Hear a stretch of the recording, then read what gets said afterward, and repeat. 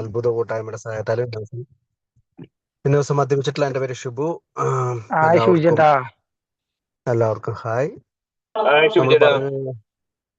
നമ്മൾ പറഞ്ഞുകൊണ്ടിരുന്നത് നമ്മൾ പറഞ്ഞുകൊണ്ടിരുന്നത് 3 ലെഗസീസ് ഓഫ് ആൽക്കഹോളിക്സ് അനോണിമസിനെ കുറിച്ചാണ്, റിക്കവറിയെ കുറിച്ചാണ്.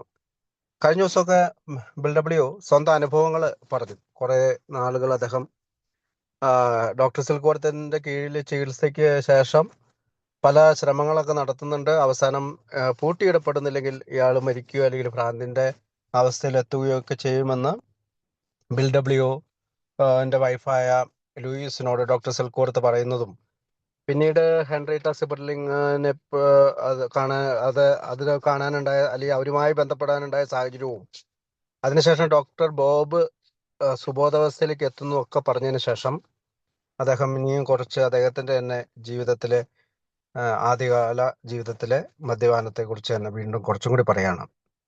By the time, page number 73 comes of age ആണ് പുസ്തകം.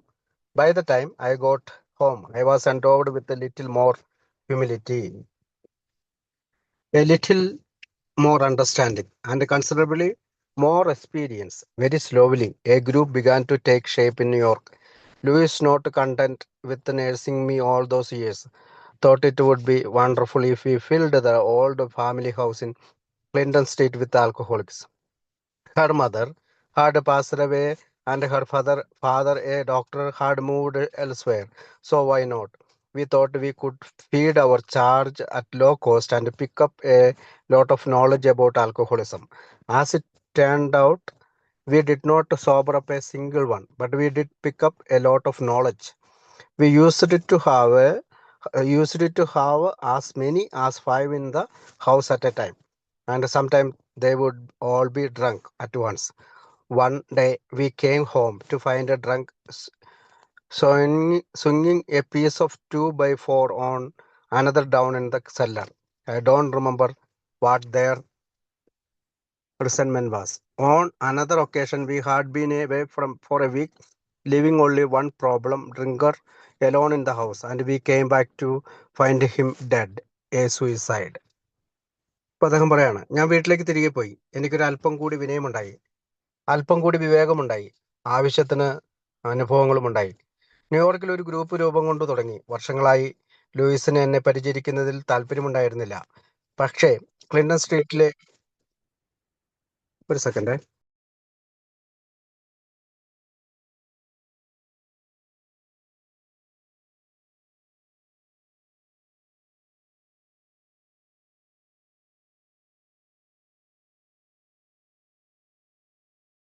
അപ്പോ ക്ലിന്റൺ സ്ട്രീറ്റിലെ ഞങ്ങളുടെ തറവാട് വീട് മദ്യാസക്തരെ കൊണ്ട് നടയുന്നത് വിസ്മയമായിരിക്കുമെന്ന് കരുതി. അവളുടെ മാതാവ് മരിച്ചു പോയിരുന്നു. ഡോക്ടറായ പിതാവ് മറ്റെവിടേക്കോ പോയി. ആൽക്കഹോളിസത്തെ കുറിച്ച് ചുരുങ്ങിയ ചെലവിൽ മനസ്സിലാക്കാമെന്ന് ഞങ്ങൾ കരുതി. പക്ഷെ ഒരാൾ പോലും സുബോധത്തിൽ എത്തിയില്ല. പക്ഷെ ഞങ്ങൾക്ക് ധാരാളം അറിവുണ്ടായി. ചിലപ്പോൾ 5 പേർ വരെ വീട്ടിലുണ്ടാകും, ചിലപ്പോൾ 5 പേരും കുടിച്ചിരിക്കും. ഒരു ദിവസം തിരികെ ഞങ്ങൾ വീട്ടിലെത്തിയപ്പോൾ ഒരു പലക കഷ്ണത്തിൽ നിന്ന് ആടുന്നുണ്ട്, മറ്റൊരാൾ താഴെ ഷെഡിൽ കിടപ്പുണ്ട്. അവരുടെ വിദ്വേഷങ്ങൾ എന്തായിരുന്നു എന്ന് എനിക്കറിയില്ല. മറ്റൊരിക്കൽ ഞങ്ങൾ ഒരു മദ്യാസക്തനെ വീട്ടിൽ തനിച്ചാക്കി. ഒരാഴ്ച കഴിഞ്ഞ് തിരിച്ചെത്തിയപ്പോൾ അയാൾ മരിച്ചിരിക്കുന്നു. അയാൾ ആത്മഹത്യ ചെയ്തിരിക്കുന്നു. We continued our work on alcoholics, some of them in Sam Schumacher's Oxford group, some at Calvary Mission, some at Charlie Towns Hospital, where good old Dr. Silkworth risked his reputation by letting see them. Louis and I continued to find, however, that if we permitted alcoholics to become too dependent on us, they were apt to stay drunk. In the fall of 1935, a weekly meeting took shape in our Brooklyn parlor. In spite of much failure, a really solid group finally developed. There was first Henry P. and there was Fitzham, both out of Towns Hospital. Following them, more began to make real recoveries. ഞങ്ങൾ മദ്യാസക്തരോടൊത്തുള്ള പ്രവർത്തനം തുടർന്നു. ചിലപ്പോൾ Oxford ഗ്രൂപ്പിൽ, ചിലപ്പോൾ Sam ഷുമാക്കറുടെ Calvary മിഷനിൽ, മറ്റു ചിലപ്പോൾ നല്ലവനും വൃദ്ധനുമായ ഡോക്ടർ സിൽക്കോർത്ത് ജോലി ചെയ്തിരുന്ന ചാൾസ് ബി ടൗൺസ് ഹോസ്പിറ്റലിൽ. അദ്ദേഹം സ്വന്തം യശസ്സിന് മങ്ങലേൽപ്പിച്ചുകൊണ്ടാണ് അവരോടൊത്ത് പ്രവർത്തിക്കാൻ ഞങ്ങളെ അനുവദിച്ചത്. ഞാനും ലോയിസും ഒരു കാര്യം കണ്ടെത്തി. മദ്യാസക്തരെ ഞങ്ങളെ ആശ്രയിക്കാൻ അനുവദിക്കുന്നിടത്തോളം കാലം അവർ കൂടി തുടരുക തന്നെ ചെയ്യും. 1935 അവസാനം ബ്രുക്കലിലെ ഞങ്ങളുടെ പാർലറിൽ ഒരു മീറ്റിംഗ് നടന്നു. പരാജയങ്ങൾക്ക് ശേഷം ഒരു ഉറച്ച ഗ്രൂപ്പ് ഉണ്ടായി. ഹെൻറി പിയും ഫിറ്റ്സമും അവിടെ ഉണ്ടായിരുന്നു. അവർ ടൗൺസ് ഹോസ്പിറ്റലിൽ നിന്ന് വന്നവരായിരുന്നു. അവരുടെ പിന്നാലെ കൂടുതൽ പേർ യഥാർത്ഥത്തിൽ സുഖപ്പെടാൻ തുടങ്ങി. Until the middle of 1937, we in New York had been working alongside the Oxford groups, but in the latter part of the year, we must reluctantly parted company with these great friends. Naturally enough, they did not think too highly of our objective, limited as it was to alcoholics. From our point of view, we felt very true. We couldn't do much about helping the Oxford groups to save the whole world, but we were becoming more certain every day that we might be able to sober up many alcoholics. 1937 മധ്യം വരെ ഞങ്ങൾ Oxford ഗ്രൂപ്പുമായി ചേർന്നാണ് പ്രവർത്തിച്ചിരുന്നത്. പിന്നീട് ഞങ്ങൾ ഈ വലിയ സുഹൃത്തുക്കളുമായി വേർപെട്ടു. സ്വാഭാവികമായും നമ്മുടെ ഉദ്ദേശ ലക്ഷ്യങ്ങളെക്കുറിച്ച് അവർക്ക് അത്ര മതിപ്പുണ്ടായിരുന്നില്ല. ഞങ്ങളുടെ കാഴ്ചപ്പാടിൽ ലോകത്തെ മുഴുവൻ രക്ഷിക്കാനായി ഓക്സ്ഫോർഡ് ഗ്രൂപ്പുമായി ചേർന്ന് പ്രവർത്തിക്കേണ്ടതില്ല എന്ന് ഞങ്ങൾക്ക് തോന്നി. പക്ഷേ ഓരോ ദിവസവും കൂടുതൽ മദ്യാസക്തരെ സഹായിക്കാനാവും എന്ന് ഞങ്ങൾക്ക് തോന്നി തുടങ്ങി. The Oxford groupers had clearly shown us what to do, and just as importantly, we had also learned from them what not to do. As far as alcoholics were concerned, we had found that certain of their ideas and attitudes simply could not be sold to alcoholics. For example, drinkers would not take pressure in any form, excepting from John Barleycorn himself. They always had to be led, not pushed. They would not stand for the rather aggressive evangelism of the Oxford groups, and they would not accept the principle of team guidance for their own personal lives.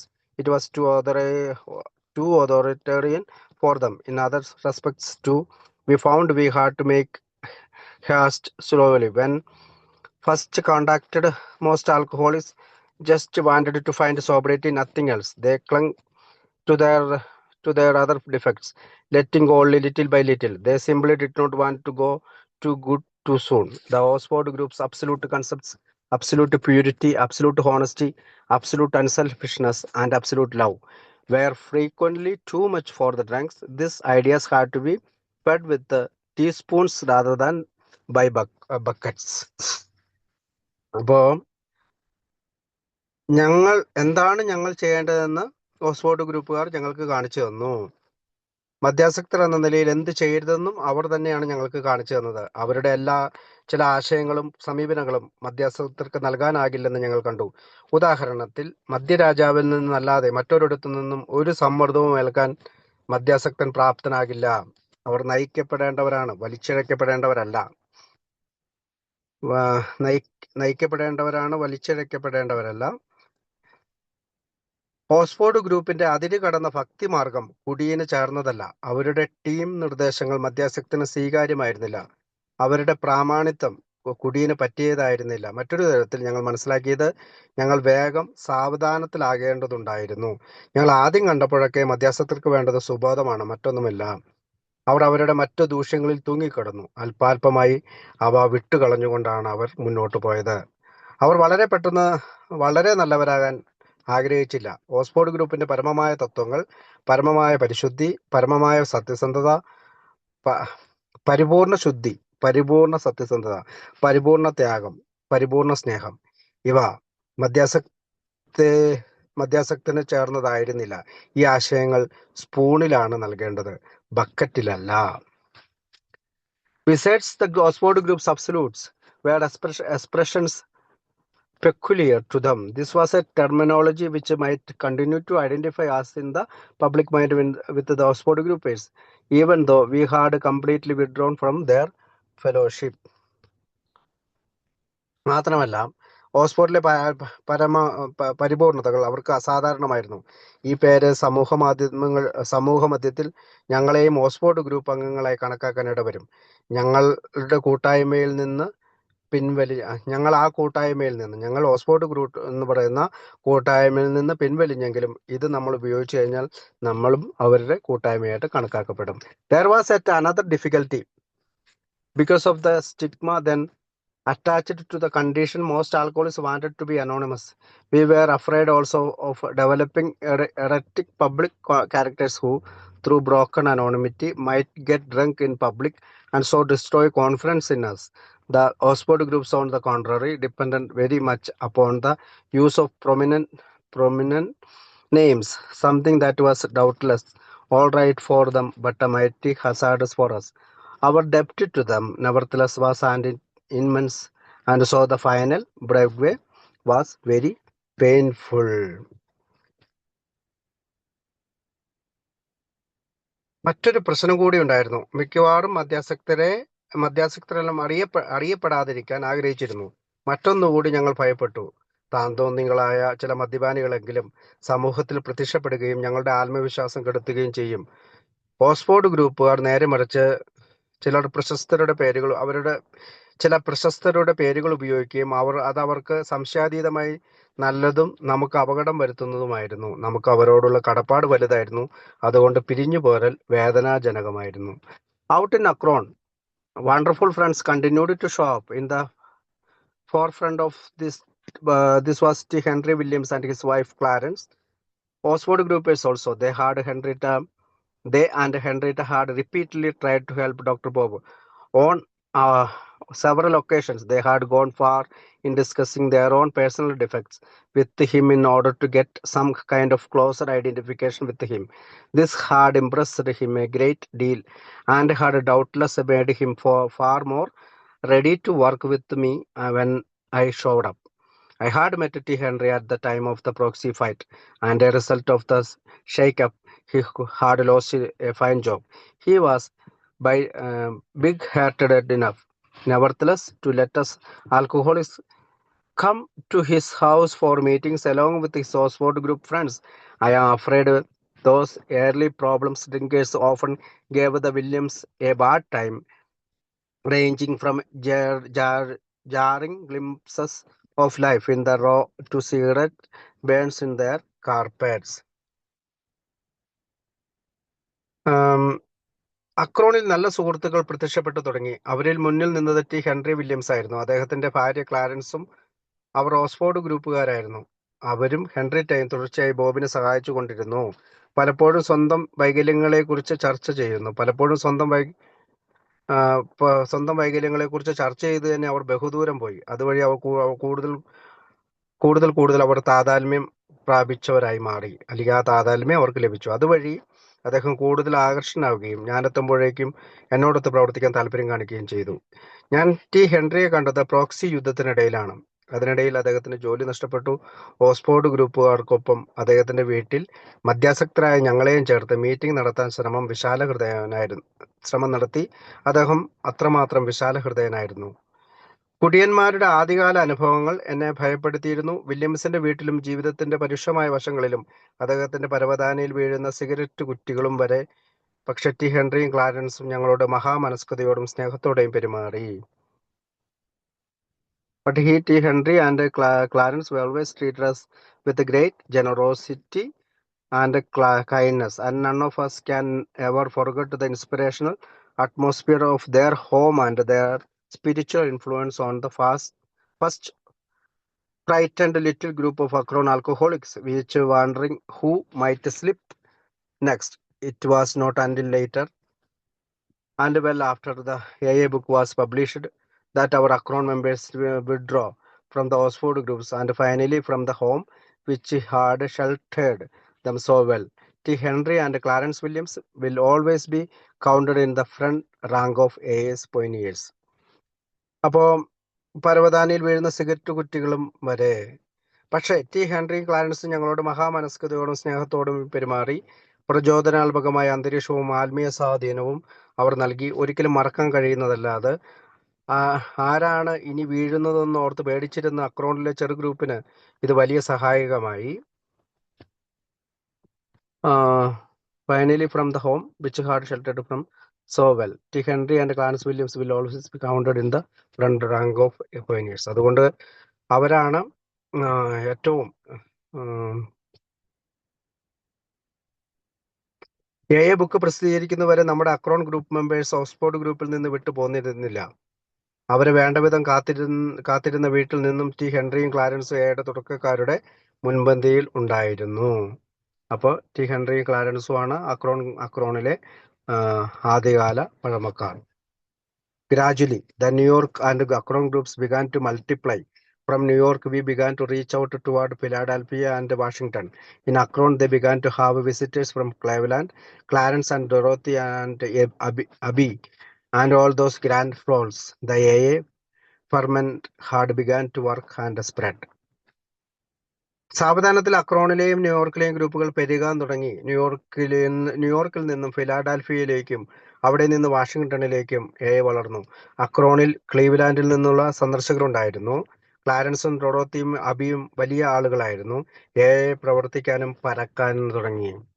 In 1937, I went back to Wall Street for a brief stretch. In the fall of that year, another depression hit the US and I was suddenly out of a job. I went west there where I tried the Detroit and Cleveland for another position in the financial business. Nothing turned up, but this trip gave me a much needed chance to visit Dr. Bob in Akron. It was on a November day in that year when Dr. Bob and I sat in his living room counting the noses of our recoveries.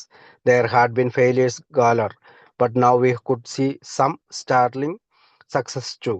A hard core of very grim last gasp cases had by then been sober a couple of years, and unheard of development. There were 20 or more much people. All told, we figured that upwards of 40 alcohols were staying bone dry.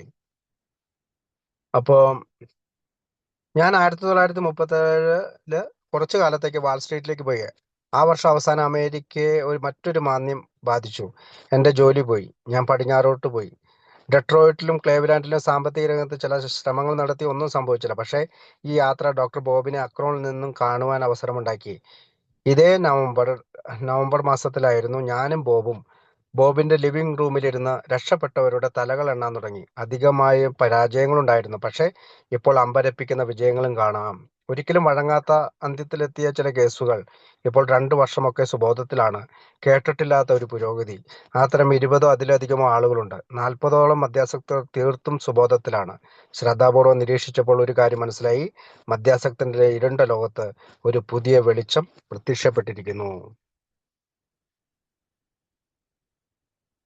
There was all told we figured upward 40 alcohols were staying done so dry. As we carefully rechecked this code, it suddenly burst upon us that a new light was shining into the dark of world of the alcoholic. ഇരുണ്ട ലോകത്ത് അല്ലെങ്കിൽ മദ്യാസക്തന്റെ ഇരുണ്ട ലോകത്ത് ഒരു പുതിയ വെളിച്ചം പ്രത്യക്ഷപ്പെട്ടിരിക്കുന്നു. Despite the fact that AB had slipped a benign chain reaction, one alcohol carrying the good news to the nest had started outward from Dr. Bob and me. Conceivably, it could one day circle the whole world. What a tremendous thing that realization was. At last we were sure there would be no more flying totally blind. We actually wept for joy, and Bob and Annie and I bowed our heads in silent thanks. Eby വഴുതി പോയതൊഴിച്ചാൽ ഞാനും doctor ബോബും തുടങ്ങി വെച്ച ഒരു മദ്യാസക്തൻ മറ്റൊരു മദ്യാസക്തന് സന്ദേശം നൽകുന്ന ഹിതകരമായ കാര്യം ഒരു ചങ്ങല പോലെ തുടരുന്നു. ഇതൊരിക്കൽ ലോകത്തെമ്പാടും എത്തുമെന്ന് സങ്കല്പിക്കാം. എന്തൊരു അതിശയകരമായ ബോധ്യമാണത്. അവസാനം ഞങ്ങൾക്ക് ഉറപ്പായി, അന്ധമായി നമ്മൾ ഇനി പറക്കേണ്ടതില്ല. ഞങ്ങൾ സന്തോഷം കൊണ്ട് കരഞ്ഞുപോയി. ഞാനും ബോബും ആനിയും നിശബ്ദരായി നന്ദിപൂർവം തലകുനിച്ചു.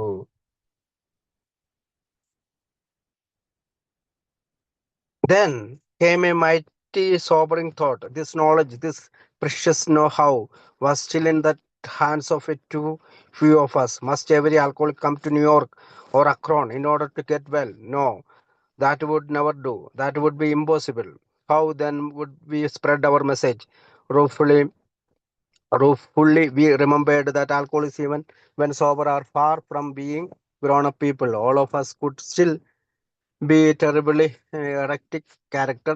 Would the forces that everywhere divided society finally invade and smash us up just as they had invaded and destroyed the promising Washingtonian group movement among alcoholics a century before? How could we possibly hang together and cling to our new lifeline. This line was whose strands were woven of medicine and of religion and of our own experience. Could we carry the message to the distant alcoholic? Could we grow rapidly and soundly? പിന്നീട് ഞങ്ങൾക്ക് ഒരു സുബോധ ചിന്തയുണ്ടായി. ഈ അറിവ് വിലപ്പെട്ട അറിവാണ്. ഇതെങ്ങനെ ഇപ്പോൾ then came mighty sobering thought. This knowledge with this precious know-how. ഇത് ഈ അറിവ് വിലപ്പെട്ടതാണ്. ഇതെങ്ങനെയാണ് ഈ അറിവ് ഇപ്പോൾ നമ്മൾ ചുരുക്കം ചിലരുടെ കൈവശമാണ്. എല്ലാ മദ്യാസക്തരിലേക്കും സുഖപ്പെടാനായി ന്യൂയോർക്കിലേക്കോ അക്രോണിലേക്കോ എത്താനാകുമോ? ഒരിക്കലുമില്ല. അത് അസാധ്യവുമാണ്. പിന്നെ എങ്ങനെ ഈ സന്ദേശം പരത്തും? വ്യസനത്തോടെ ഒരു കാര്യം ഞങ്ങൾ ഓർത്തു. മദ്യാസക്തർ സുബോധത്തിലെത്തായാലും വളർച്ചയെത്തിയ മനുഷ്യരെക്കാളും വളരെ പിന്നിലാണ്. ഞങ്ങളെല്ലാവരും തന്നെ ഇപ്പോഴും അതിവക്രബുദ്ധികളാണ്. സമൂഹത്തെ എക്കാലവും ഭിന്നിപ്പിക്കുകയും ചിതറിക്കുകയും ചെയ്യുന്ന പ്രതിലോമ ശക്തികളെ പോലെ ഒരിക്കൽ മദ്യാസക്തരുടെ വാഗ്ദാനമായിരുന്ന വാഷിംഗ്ടോണിയൻ ഗ്രൂപ്പുകളെ കഴിഞ്ഞ നൂറ്റാണ്ടിൽ ചിതറിച്ചു കളഞ്ഞതുപോലെ ആ ശക്തികൾ നമ്മെയും നശിപ്പിക്കില്ലേ? വൈദ്യശാസ്ത്രത്തിന്റെയും മതത്തിന്റെയും സ്വന്തം അനുഭവങ്ങളുടെയും നൂലുകൾ ചേർത്ത് നെയ്ത നമ്മുടെ പുതിയ ജീവിത രേഖയിൽ ഒന്നിച്ചു നിൽക്കുവാൻ നമുക്ക് സാധിക്കുമോ? നമുക്ക് വിദൂര നാടുകളിൽ സന്ദേശം എത്തിക്കാൻ കഴിയുമോ? നാം വേഗത്തിലും നന്നായും വളരുമോ? We saw that we had a grave responsibility. Fortunately, we found we had great faith too. Faith that we could go further, perhaps much further.